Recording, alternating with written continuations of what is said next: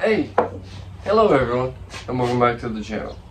In today's video, I want to walk you guys through two actually pretty cool projects that we've recently done here. I think you guys will enjoy these. Right after this, we will get into more of my dad's van build. But for right now, I figured this would be a cool little side video. I hope you all enjoy, and I'll see you guys very soon. In today's video, we will be tackling the rear brakes on my friend's Ford Transit van. He currently lives in it. Some say he's wanted by the FBI. Some say he's wanted by the Mexican cartel. All we know is that his name is Mr. Blur. Mr. Blur actually started his first day of van life with me, having watched me on YouTube and knowing I was close. When he finally got his van and was able to move in full time, he came down for a visit, and we've been hanging out ever since, adventuring and building out our vans. For example, last year, we installed that huge solar panel, the roof rack, all with hockey pucks, keeping it Canadian.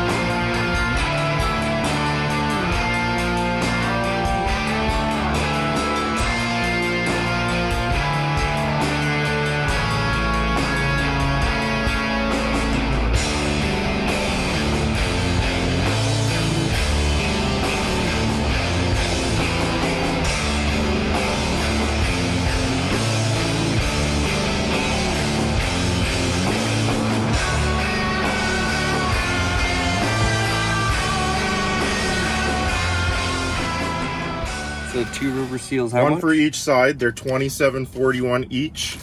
Caliper bolts, 4 bolts, one-time use only. $38.70.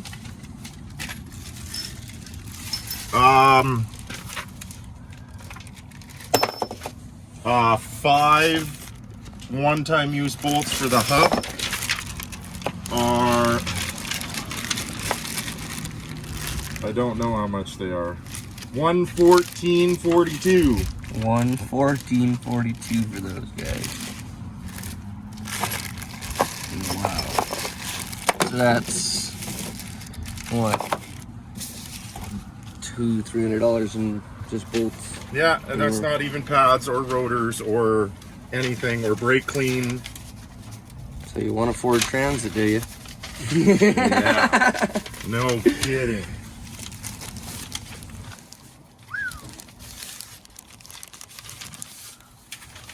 Rubber seal. Wild. And that's just the seal that goes on the axle. There's an axle tube seal, and that's $50 a seal. Right. So if you were to do a complete rebuild, it would be 50, 60, 70, 80. That you 600 bucks? Just in parts. Just in parts? No labor. Just for rear brakes. Not front, just rear. Just rears. And like you mentioned, the rear axle seal is because he actually has to pull the rear axle. So yeah, that'll be fun. Video coming soon. Fucking nonsense. I don't know you. Along with getting the parts, he also decided to get the proper tool to push the piston back in his brake caliper.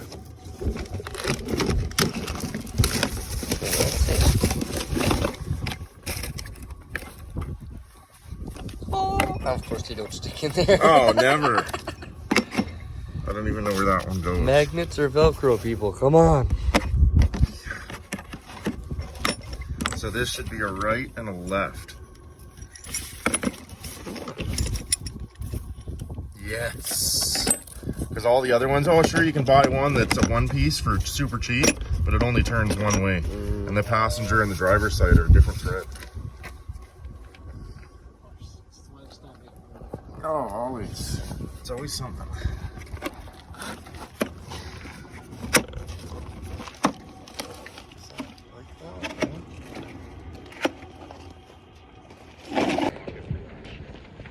Oh yeah. I don't want to strip it. Yeah. Yeah, I got a big ratchet in there too if you want to try it. Okay, along with removing Dad's seat. Also, coming over here, because we've got to put on some $800 brakes. Boom! Right here. So what we're doing is jacking up Mr. Blur's van right here. We need the extra bar because it's actually pretty heavy. I'm gonna put it on some jack stands, do it all proper and whatnot. But you guys will see that in a separate video, or this video. I'm not sure where I'll add this. You know what I'm saying? It'll be all kind of separate videos and tie it all together.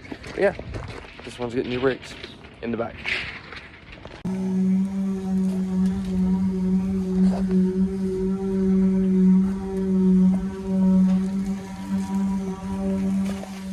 Once the van was jacked up, it was time to take off the tire.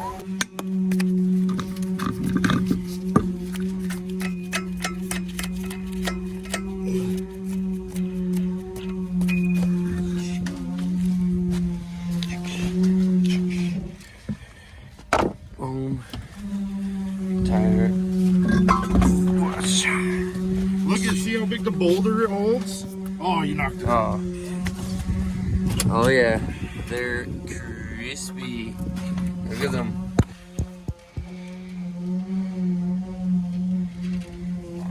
And you had like,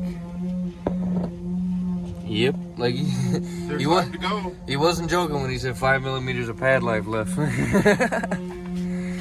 gonna swap all of this out to something much better. So garbage, garbage, garbage, garbage, garbage. Hit, pull the axle out. Under here, this bolt holds this, and this. So you have to take all this off, take this off, just to replace these. So there's a seal under here that needs to be replaced. These bolts need to be replaced. The caliper bolts are one-time use only, and go buy a Ford Transit. Hubless rotor. Or a hub rotor. I don't know. What is this? In the comments, tell me what style of rotor it is. It's a floppy disk? Yeah, it's a floppy disk. Alright, let's get the changing. Imagine if we could just do that. That'd be so nice. No magic on this channel, folks. Let's get to the greasy part.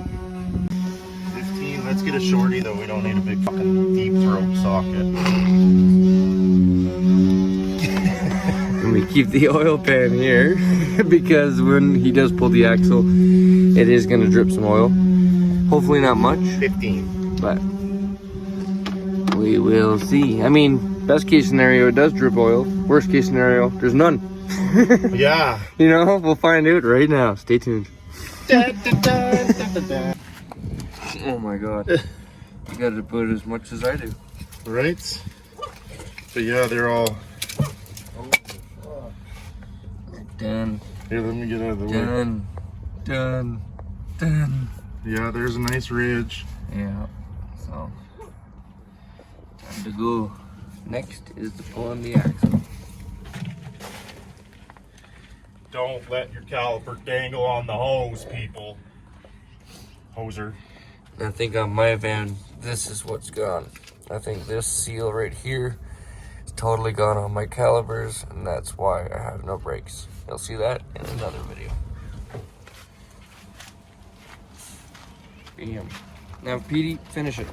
Come on now. Where are you going? No lunch break here. Get back to work.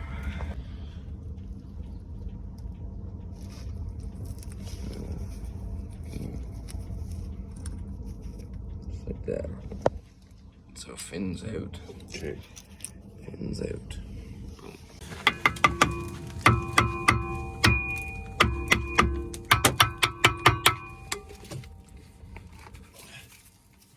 Oh, she's in there good.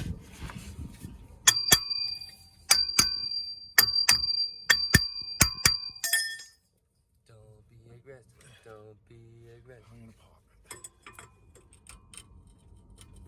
Yeah, you got it. Got it? Yeah, see it move. I've seen it. She's a little snug. No, don't be aggressive. I can't get in there.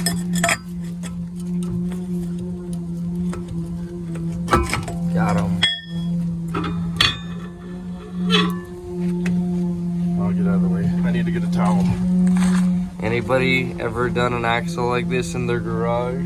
Yeah. And the wall is a been too close? Ooh, you can smell that rear diff fluid. So yeah, this is the this is the bearing that you also need a special tool for.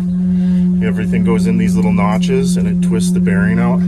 This is the little gasket. I don't know if you can see it. There's a little O-ring. This is a one-time use only O-ring. So you have to buy that too. So every single time you need to do anything brakes or anything axle, you need to buy hardware. All of this pile, garbage. Garbage. SD's modern stretchy bolts, you know? Not like the old schools with the forever bolts. And then that's what goes on the axle. And these are your new bolts. Part number, a blah blah blah, a blah blah blah.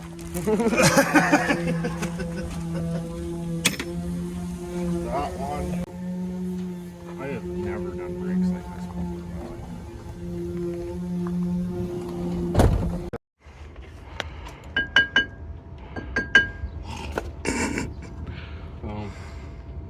Oh, there's a little gear in there too. That must be. That's the tone ring for your ABS. Yeah.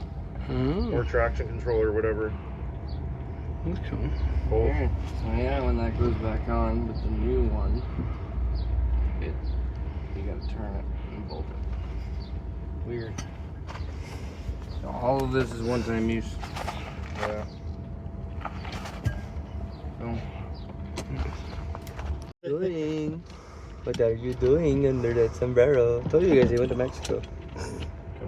Compressing the caliper. Having fun? Nope. So first you twist this, and then it pops out. You're done. And there you go. Yeah. Twist it. And it's alright. Look at that new rotor though. Wow. That's better than the last one. Yeah. Be down for like 4 days.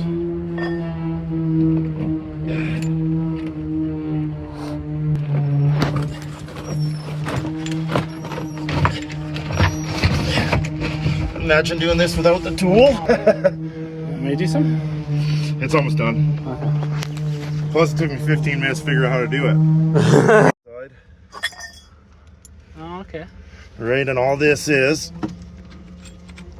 pushing the pins and twisting on this, because this has to turn and compress at the same time. Oh, okay. That's your caliper pin or Yeah. whatever.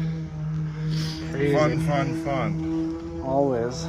And speaking of fun, now that we're done Mr. Blur's brakes, it was time to move on to the next project, which is Ben's van. And Ben's van requires a little more than just nut and bolt replacement parts to fix his current project.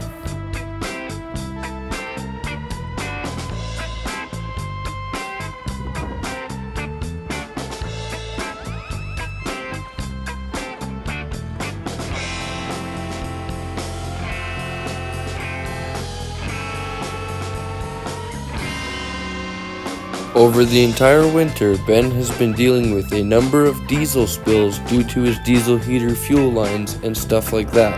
With his fuel lines and fuel tank both running inside of his van, whenever his fuel line would spring a leak, it would leak all under his floor and completely eat away at the insulation and the floor below, resulting in us having to replace all of the insulation and the floorboards, including rust repair underneath. Right.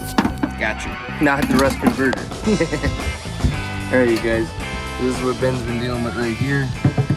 Thankfully, underneath this floor, there's a whole structural beam. This is the bolt that holds his body on. There are a few other bolts in really good shape, but unfortunately here and right here took the brunt of the rust. His diesel heater's there, fuel lines run through, and just seem to have eaten up his floor and the body. We're not sure if the diesel did the body rust, but regardless, it's here, so he has to kind of patch it. So we've got a piece of metal, some rivets because we don't have a welder, we got some rust converter, But first we need to pull these bolts out so that the rust converter doesn't weld them in there. So for right now, I'm gonna hit it with some performance penetrant stuff. Just like that. And then we're gonna hope that that eats away at some of the stickiness in there. And then once these bolts come out, rust treat, If they don't know, they don't know. paint, Just make it look like you're wearing it. metal, rivets, seal.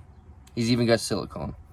So me and my dad have seen and done this a number of times on different vehicles, with my dad even riveting in the entire floor of a Ford Bronco with like 1,000 rivets, silicone, and even drove it across the river, and it floated. So rivets, if done properly, can definitely work well, but we definitely need to patch that because that goes right outside. So yeah, we're gonna let that sit for a bit, and then we'll check back in with you when there's more progress.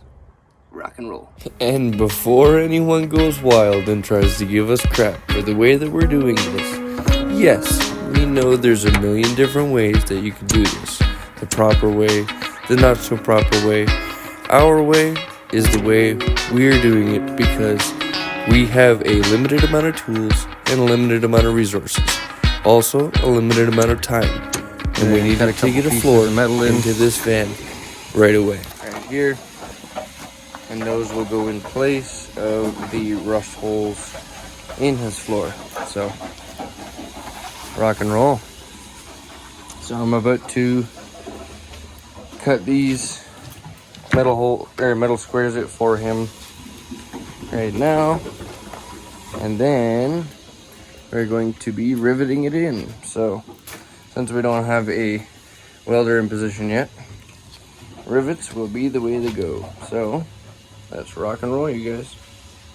Okay, you guys, another day finishing off here. Ben got all of his bed and stuff. His entire floor is cleared off, ripped out. Unfortunately, we did find a couple holes in it, but we are in the midst of patching that up. But I just want to show you guys this. So anybody who has a diesel spill and pink foam on their floorboards, if you have a diesel spill in your van, the diesel tends to literally just eat it and just melt it into goo. So that's basically what Ben's been dealing with here. Got a bag of gooed up insulation here to prove it, but it's all coming off. Actually, believe it or not, with it being goo instead of like full-on adhesive, because the spots that did not get diesel on it held up really well, but the spots that did get diesel on it literally turned it to bubble gum. So yeah, that was a bit of a pain to come off for sure. But now that it is up, we noticed there's a couple rust holes in the floor. So today we used the old flapper wheel grinder disc here, and he got some metal. We cut him out some squares of metal for his floor to replace where the hole is. We'll show you guys all that here soon for that video, and you guys will be watching that right now, I'm assuming. So hoping you guys are enjoying these videos. Like I said, I've been kind of saving up clips here and there to put together some, you know, full videos of like start to finish doing a project and stuff like that. I like that style a lot better than bringing you guys all along on a 15-part series on how to build a bed. So just for me, editing wise anyway, I don't want to see that. You know, I'd much rather just show you guys start to finish of a project, and that's kind of what I've been enjoying doing here lately, such as my dad's van and soon enough mine. So with that being said, I'm gonna close up shop here, go meet the guys at the park, hang out for the evening, and then come right back here bright and early in the morning. So let's get her done. I'll see you guys here in a bit.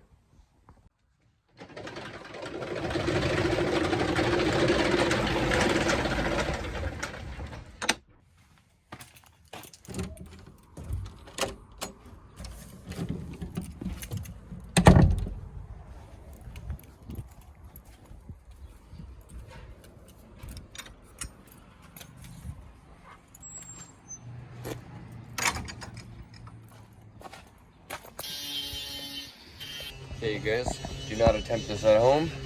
Ben's inside grinding on his floor. We're planning to remove the rear heater and AC unit out of his van. He's gonna keep his front AC. He has a block off plate ordered. But for right now, we need to make sure he doesn't have any pressure. His fuel lines right here. We've already done this. Just wanted to show you guys that we did it. So right here, there is no zero minus negative pressure. So now we can go ahead with removing the AC lines and the heater hose. The heater hose is gonna have some radiator fluid in it. It'll be a little bit messy. We're gonna try and keep it as clean as possible, catch all the fluids, stuff like that. I also did check the down line for the AC as well. So relax, it's all safe. There was no AC juice in this thing at all to begin with. So it's not like we released anything.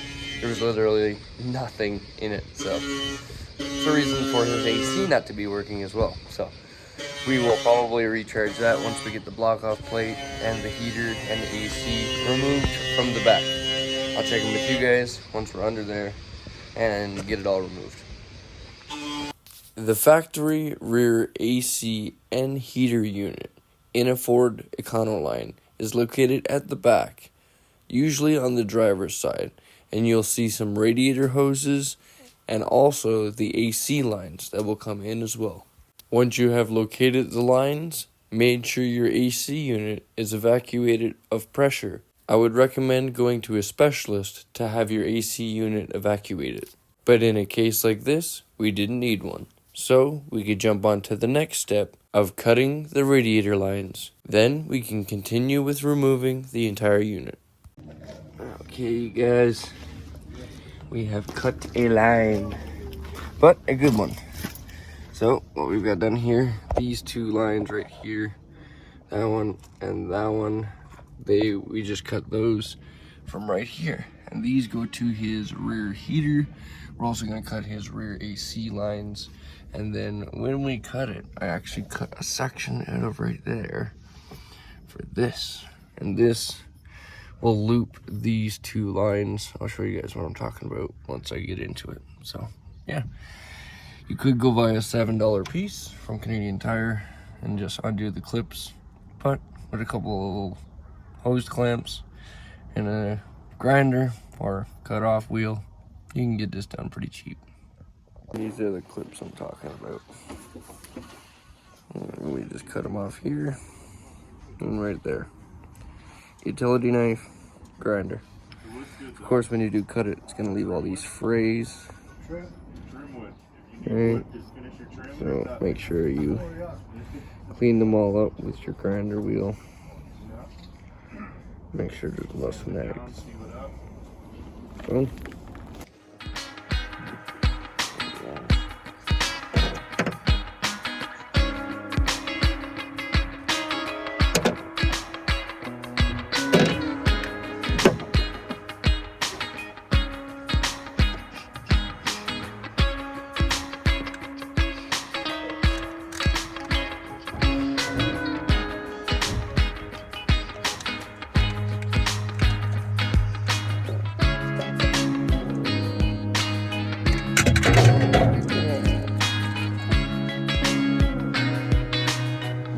Dropping my knife.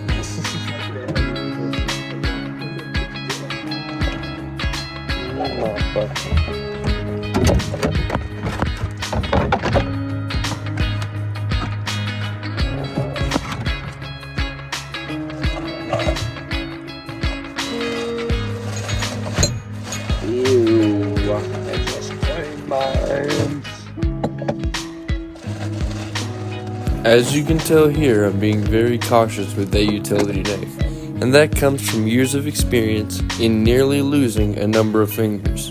One, in fact, you guys have seen here on the channel. For those who remember the times when me and Mark the Paint Guy were in Kelowna, BC for a winter.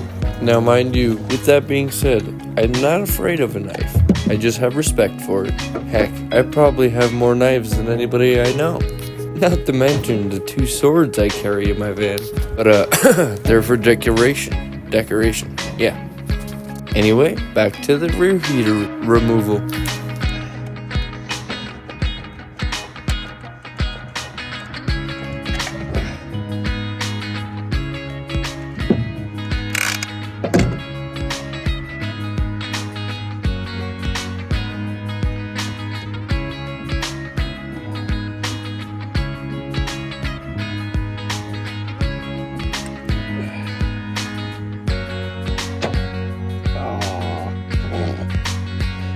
Forgot the clamps.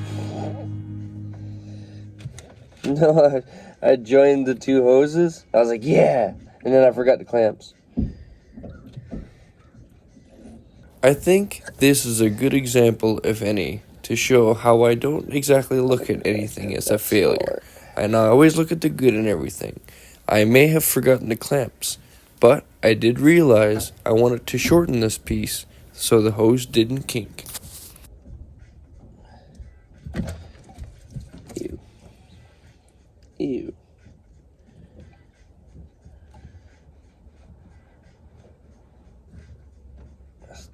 Dang. Okay. Yeah. Sure.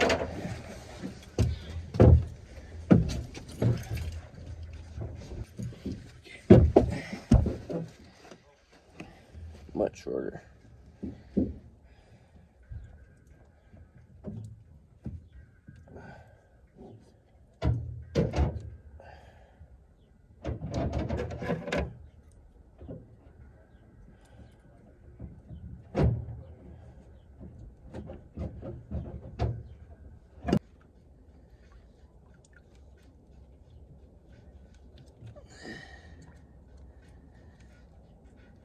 There? Yep.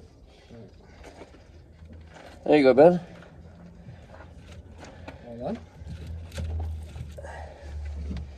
Like that. Awesome. Right. Pipes this in there. Okay. Yeah, I had to cut a portion off of it and make it a lot smaller on the inside.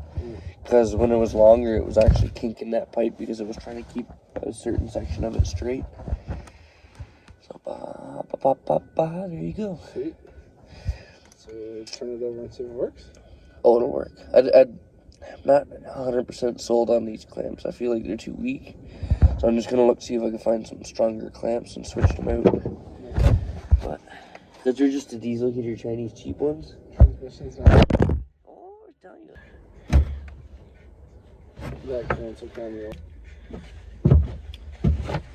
And finally, after all of that mess, you get to the most satisfying part of actually throwing the unit away.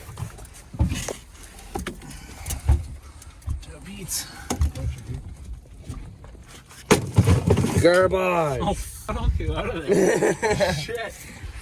It's hilarious.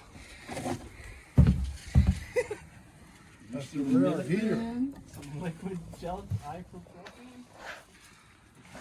Oh, a bunch of stuff fell out of it? Look at that. That's funny. It's like Advil and Tylenol. I wondered if that's why your thing wasn't working.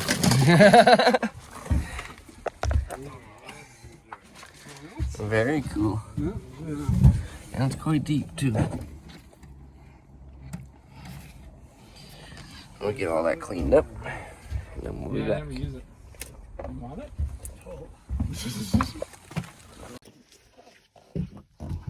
Boom. All silicone in. Get some rivets going on. And then wham. Fresh floor patch. We're also going to do the same right here. From where the rear heater is. I'm going to leave this guy for a little green because it's the lowest point. Tappa, tappa, tappa. Tappa, tappa, tappa, tappa, tappa. Tappa, tappa, tappa, tappa. Tappa, tappa, tappa, tappa, tappa, tappa. Click, click, click. Bang, bang, bang. That's how it's done.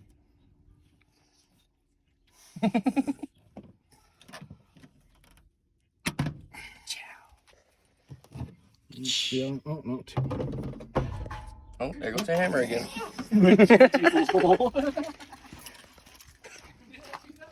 Yep. You know, you got some serious holes in your floor when the hammer falls through. So we've drilled our holes, even held it in place with a screw to make sure that all of the holes would line up properly. Black silicone, a couple rivets, and a rivet gun. Shaped piece of metal to hold, or to cover the hole. We already tapped so that it would make sure it was the right size. Just like we did right here. As you can see, we kind of tapped it to form it. Same as this guy. So now we can take him and place it right there in the corner. We're gonna line it up using a rivet. Rivet.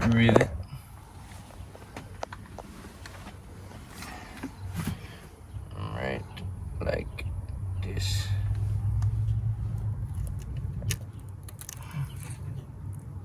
Just like that. And take one of the rivets. Find the center. What I usually like to do is grab a couple of them and just kind of preset them.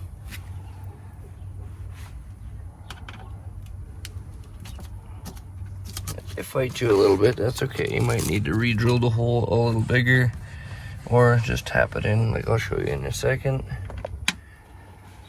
Same with that guy. So, there's two ways of doing it. You can take your rivet gun and you can tappity tap it. And most times it'll sink right through. Just like that. Just like that. And then if that doesn't work, I'll show you on this guy what we do then.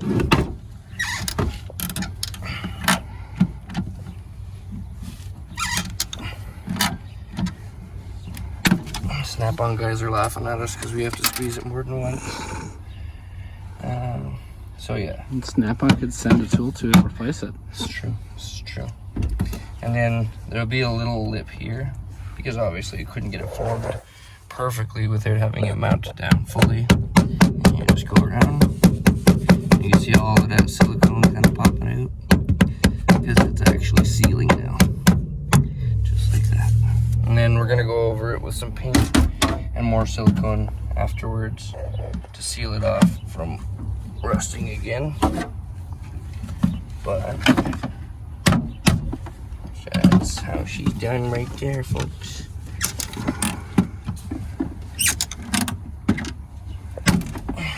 Alright.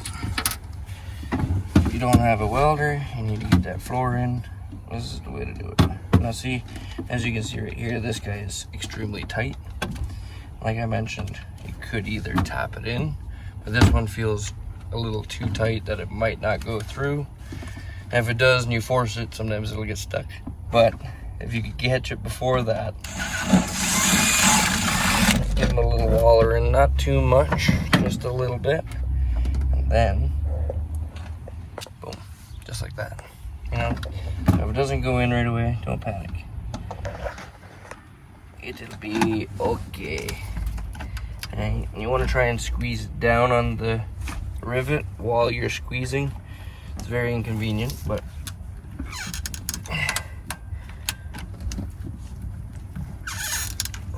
I find if I can squeeze and kind of push that way, it helps. Just like that. I think they could put some sort of like bracer in here or something like that. Oh, Yeah, or like even push against. even some kind of a little cushion pad or something. Yeah, exactly.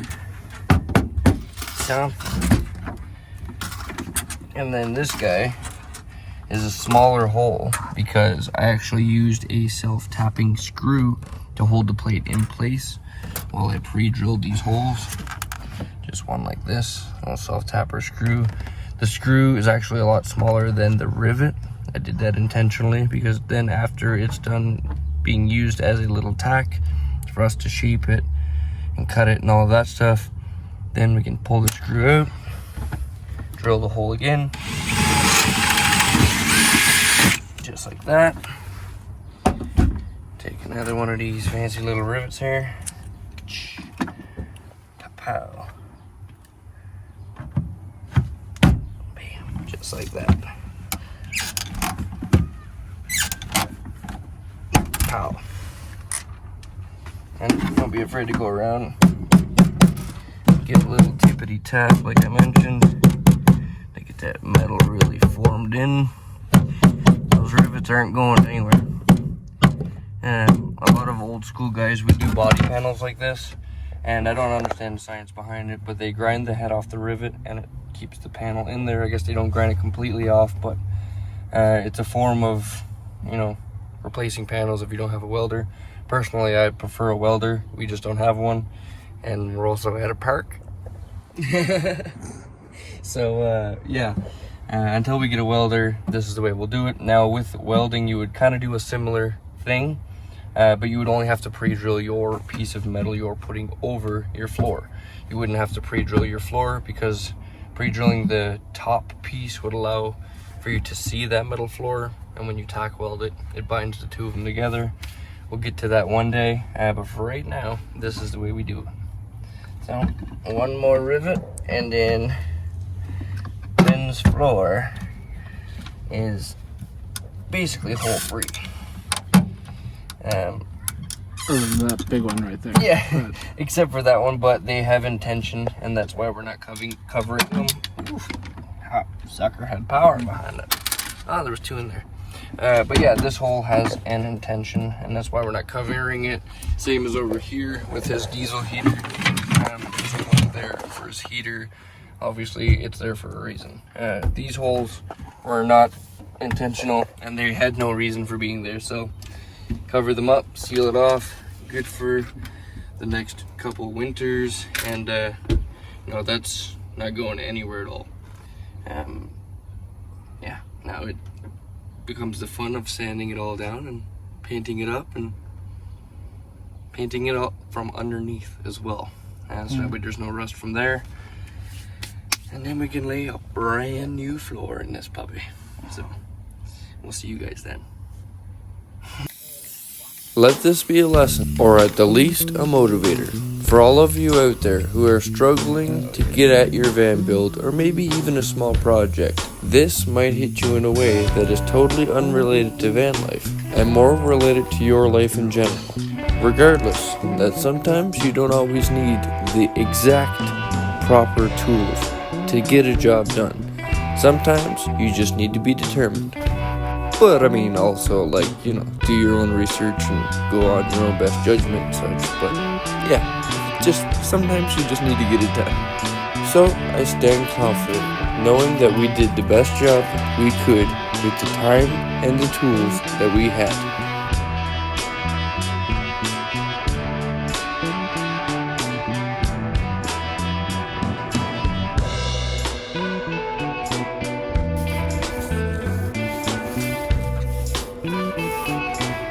Once Ben's floor metal was painted and ready to set for a day, it was time to prep his plywood floor in the best way I know how to do it, and have done so for years on many of my vehicles.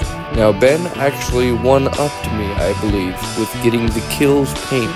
I would normally go for normal primer or paint, just something to fully seal your entire floorboard from moisture. I like to do it on the walls and the ceiling as well, just to keep from moisture getting in any of the wood.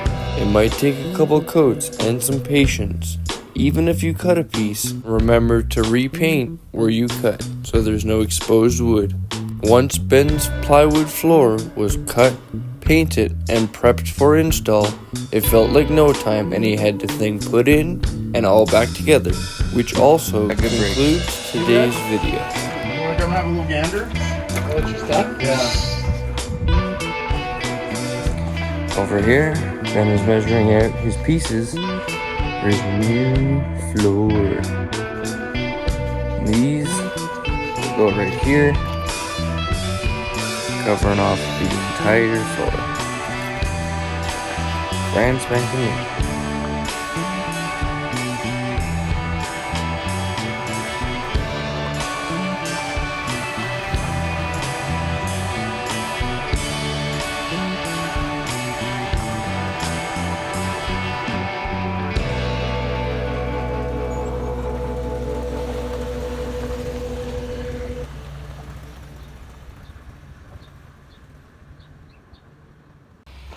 Okay guys, that was a super productive day here at the shop.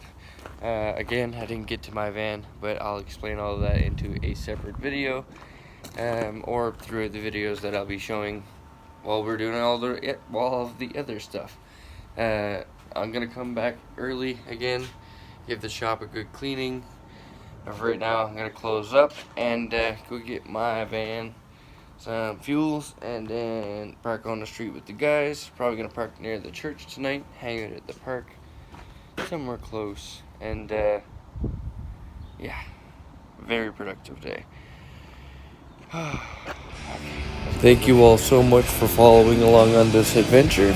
I hope this motivated you. Maybe you learned something today, whatever. If you enjoyed the video, please give me a like. And if you enjoy this type of content, be sure to subscribe and follow along for more. And remember, never give up on living life, because life truly is the most precious thing we have. See you on the next one.